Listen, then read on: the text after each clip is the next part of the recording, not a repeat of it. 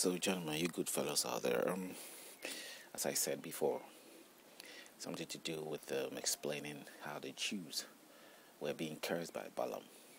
Now, in the perfect example, I was trying to analyze it in such a way that you will get a picture of what I was trying to say. Now, in the case of Balaam, he went out there and he blesses them. Now, as he blesses them, he comes back and then he gives them advice of how to be able to sort of overpower the Jews to the Ammonites and the Moabites. And sort of he gives them this advice by telling them that they should introduce their women into to the Jews. And by doing that, the Jews will be overpowered. And that was a secret advice he has to give to them.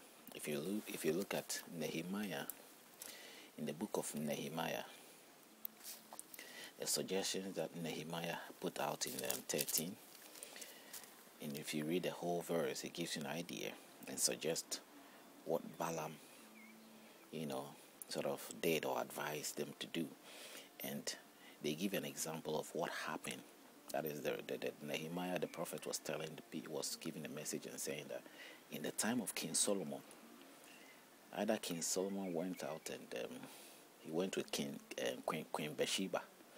She had Queen Bathsheba as her wife, or she sort of engaged with Queen Bathsheba, and the Queen of Egypt at that time, the Queen Bathsheba became her concubine or her wife, and as a result of that, that was his downfall. He sort of sinned against God by doing that because those people were pagans. Now, you will consider somebody to be a pagan on that respect, on that ground. Those are the grounds I'm trying to level up with you to tell you that let us watch out for that issue. Those things regarding how we are able to conclude and say this person is a pagan or is an enemy or is an outsider. What definitions we give them. We identify them as such because of the information we have got. We don't recognize them as somebody close to us.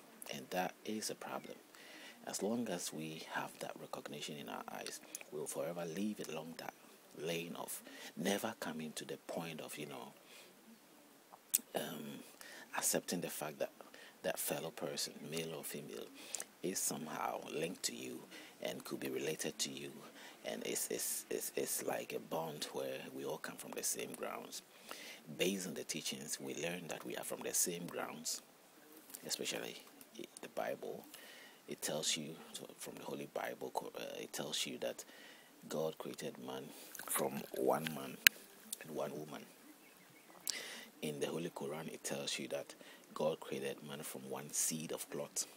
So it is like we were made out of one very thing, and we begin to procreate. We became as many as we have become. The generation grew, we gave birth, we born.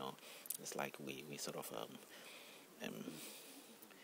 reproduce ourselves in that structure. We were created to be that magnificent in the sense that our uniqueness, we were able to reproduce ourselves. And not just us, there are animals and so many also have the same abilities. That's something that our qualities in us will be reproduced again. So not the same, but at least the stature of what we are will come out. And also we'll have displayed different unique talents, but yet it will have all the similarities looking like us. So we know that. We also are knowing something from the book that suggests that we are not one. If you read on from any of the religious books that teaches you to tell you that we were coming from one God, it also tells you that somehow other people are not part of you. Who are those people? Depending on the religion that you are into, depending on the culture, depending on the tribe you are into, you will be told by your elders, by your parents, by whoever it is that you're being brought up to understand that there is some people out there just like you, but they are not of your kind. Somehow they are an enemy, they could be anything. So they are distant away, they are not a brother to you or related to you in so many respects.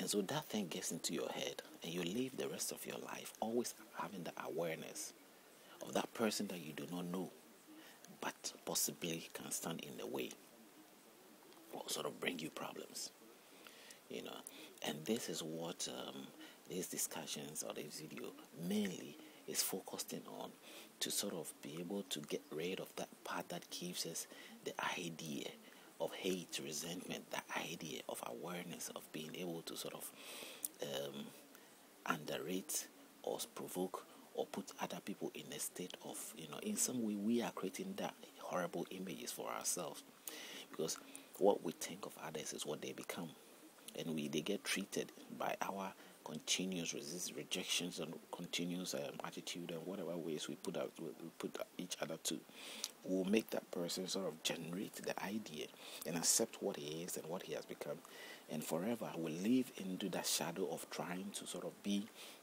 either an enemy or protecting himself from an enemy.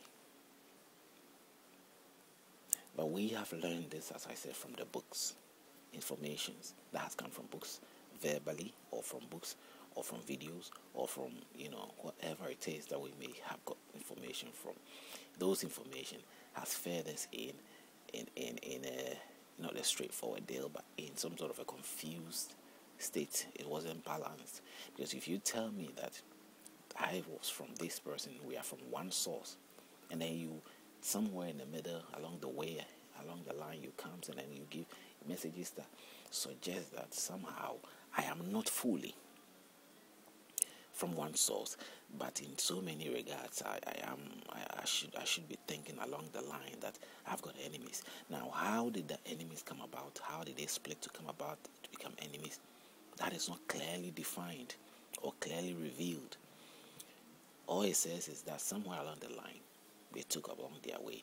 Now, in some books like the Bible, it suggests that even the split and the split up and all those things happen as a result of God himself, or the Jehovah God himself, intervening in the lives of men because of a good reason that he felt that will jeopardize his idea for man, and man was doing something which was not right.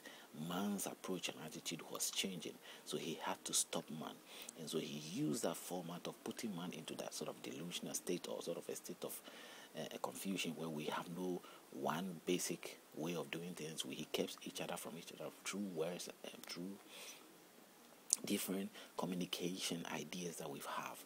So it will be impossible to communicate with anybody, because that person cannot understand you and you cannot understand him. So if we take that story to be true, then we have moved along a long way to this level where we have people who, despite my language, here I am, I speak English, I've learned it. Others have to it takes us a long time to blend. It's taken us billions of years. I'm sure from that time the book has been written down for us to reach this stage where people can communicate, people can reach out to one another, people can learn each other's. So no matter how a spirit split us, the spirit split us and make us feel so desolate or sort of disabled, we sort of find our ways over the years with our striving effort come together and to be able to sort of merge and build something. But are we merging quite quick enough? We're still in that process of not giving in to the idea that these problems that we are having is coming from this end. If we recognize it, and we clearly recognize it, we will not continually give ourselves to the very thing that damages us. But we are giving ourselves to the very thing that damages us, whether we are doing that to ask for sympathy or mercy. Mostly is seen as mercy, so that we can be somehow considered and helped and forgiven and all that. But what I'm saying is that if you're listening to most of the tapes, you can see that clearly. I do not think that we have sinned, or we should be put in that state of blaming ourselves of sin or wrongdoing. Considering what we know of the very God that we are worshiping. Considering the very God that we are serving, that you sort of believe and give all the respect and the appreciation to.